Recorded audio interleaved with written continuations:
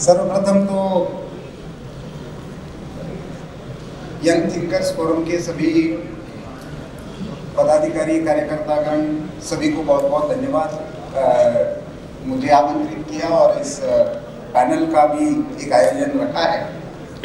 मैं मॉडरेटर की भूमिका में रहूंगा, लेकिन सूत्र में कुछ चीजें बांधनी हैं, इसलिए आगे के वक्ताओं के लिए केवल 2-3 बिंदु शुरू में रखूंगा।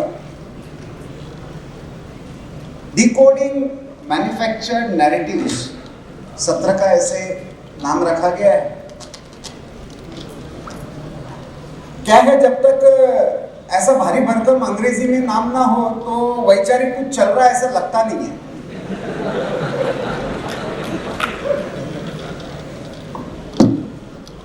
ये भी एक नैरेटिव है, लेकिन ये नैरेटिव क्यों है इसको डिकोड करना है, इसलिए ये पैनल है। जैसे संचालन करते हुए बताया कि कहानियों की अपनी ताकत होती है। मुझे समहाउ जिंदगी में वो कला कभी आई नहीं, लेकिन ये कहानी बताने वाले लोग हैं, डिकोड करने वाला मैं।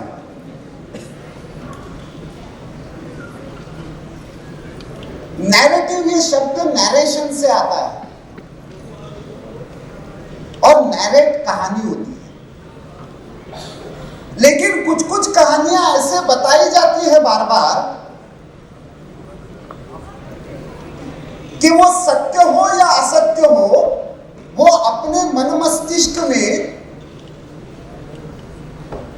एक घर कर लेती है, उसी को सत्य मानने लगते हैं। मतलब एंथ्रोपोलॉजिकली, बायोलॉजिकली, सोशियोलॉजिकली, हिस्टोरिकली, पॉलिटिकली सब तरीके से यह प्रूव हो चुका है कि आर्य नाम की कोई जाति बाहर से नहीं आई। लेकिन फिर भी आज भी एनसीईआरटी से पुस्तक से लेकर समाज में एक मैन्युफैक्चर्ड नैरेटिव है, आर्य बाहर से आए। ये बनता कैसे है, कौन बनाता है, उनका इकोसिस्टम कैसे काम करता है, तो ये सब उसमें अनुभवी लोग हैं।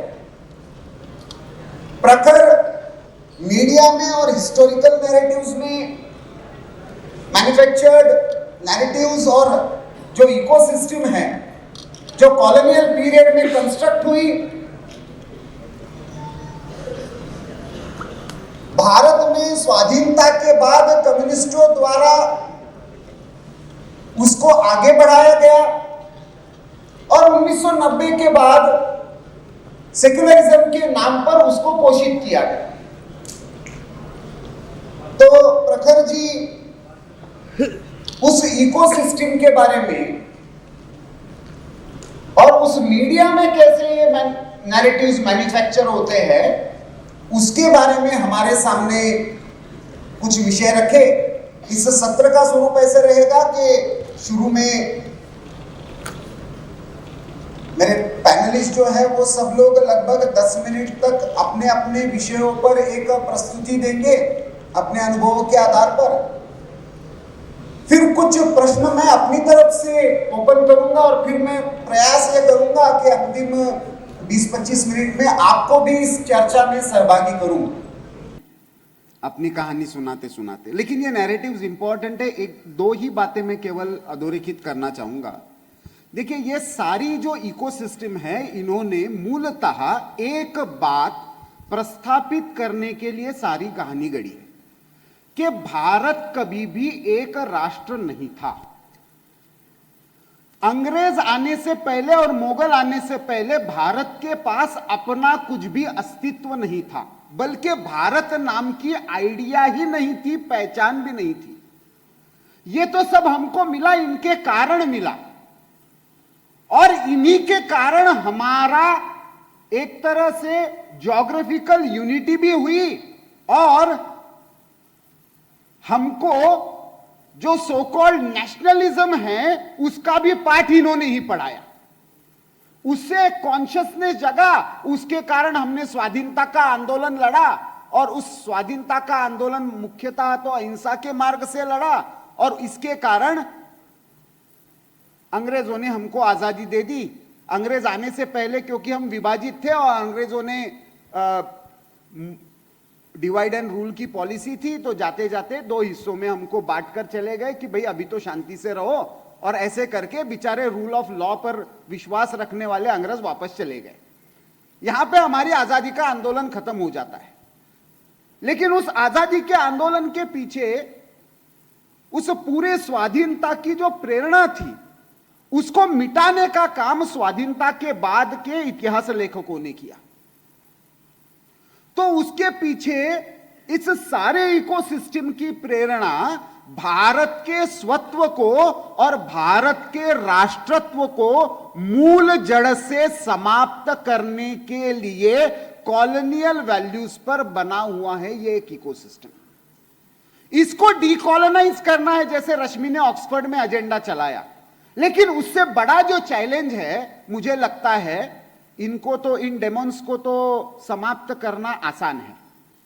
उससे बड़ा कष्टकारक जो काम है, जो डीकॉलोनाइज होगा, उसको रीनेशनलाइज कैसे करेंगे। क्योंकि अंधेरा जो है वो गोली चला के या हथियार चला के भागता नहीं है, आपको एक दिया जलाना पड़ता है। और वो दिया जलाना है तो आपको भारत को भारत की दृष्टि से देखने वाले युवा के रूप में खड़ा भी होना होगा, उसके मूल संदर्भ भी ढूंढने होंगे, उनको एकेडमिया में प्रस्थापित भी करना होगा, मीडिया में उसकी बार बार कहानियां भी बतानी पड़ेगी और उस पर जरूरत पड़ने पर यूट्यूब पर और बॉलीवुड में फिल्में भी बनानी पड़ेगी। जब तक इस भारत को भारत की दृष्टि से देखने वाला, क्योंकि स्वाति ने बात दादा साहब फाल्के से शुरू की थी, तो दादा साहब फाल्के के मैं ओरिजिनल डॉक्यूमेंट्स देखने गया था जब भारतीय सिनेमा के 100 वर्ष पूरे हुए। मैं जानबूझकर कह रहा हूं भारतीय सिनेमा के 100 वर्ष पूरे हुए, क्योंकि उन्होंने उसको भारतीय सिनेमा कहा था जब 1913 में उन्होंने पहली बार राजा हरिश्चंद्र बनाई। पहली टॉकी मूवी कौन सी बनना शुरू हुई थी भारत में? यह प्रॉब्लम है, नैरेटिव है। पहली टॉकी मूवी जो दादा साहब फाल्के ने बनाना शुरू किया था वो अयोध्येचा राजा थी मराठी में। वो 1929 में बनना शुरू हुई थी। अनफॉर्चुनेटली दादा साहब फाल्के की मृत्यु के कारण वो पहले पूरी नहीं हुई, आलमारा पहले पूरी हुई, जो बॉम्बे टॉकीज का सिंबल बन गई, और वही बॉम्बे टॉकीज आईपी जो इंडियन पीपल्स थिएटर एसोसिएशन है उसने अप्रोप्रिएट किया और वो बॉम्बे टॉकीज बॉलीवुड का पैरेलल बन गई। लेकिन इस बीच में हम लोगों को शायद पता नहीं, और मैं स्वाति को निवेदन करूंगा कि उसका इतिहास एक बहुत वैभवशाली इतिहास है, कि जहां पे प्रभात टॉकीज बन रही है महाराष्ट्र में, तमिलनाडु फिल्म इंडस्ट्री शुरू हो रही है, बंगाली फिल्म इंडस्ट्री शुरू हो रही है, उर्दू वुड का नामो निशान नहीं है 1940 तक। आलम आरा 31 में बनने के बाद भी भारत का समाज उर्दू वुड को स्वीकार नहीं कर रहा है। भारतीय भाषाओं में भारतीय सिनेमा बन रहा है। मैं मानता हूं उसका पुनरुज्जीवन अभी हो रहा है, इसलिए बॉलीवुड का डिक्लाइन है।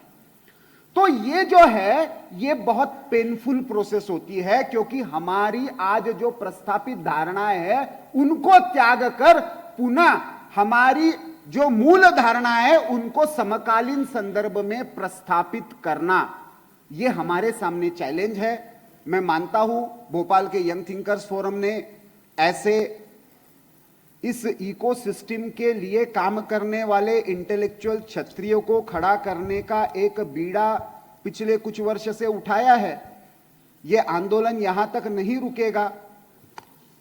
हर जगह पर इस तरह की एक इकोसिस्टम का एक आवाज यहां से भारत माता की कहने के बाद जय कहने वाला कोई ना कोई इको वहां से आएगा। ऐसी प्रेरणा हम इस कॉन्क्लेव से लेकर जाए, अपने अपने स्थान पर मिलकर काम करना, एक काम जो निरंतर रूप से 8-10 सालों तक करना, जैसे स्वाति ने उदाहरण दिया है, प्रखर ने उदाहरण दिया है कि लंबे समय तक किसी एक विषय पर रिसर्च करना, लेकिन उसका आउटपुट के रूप में दूसरों के साथ मिलकर काम करना।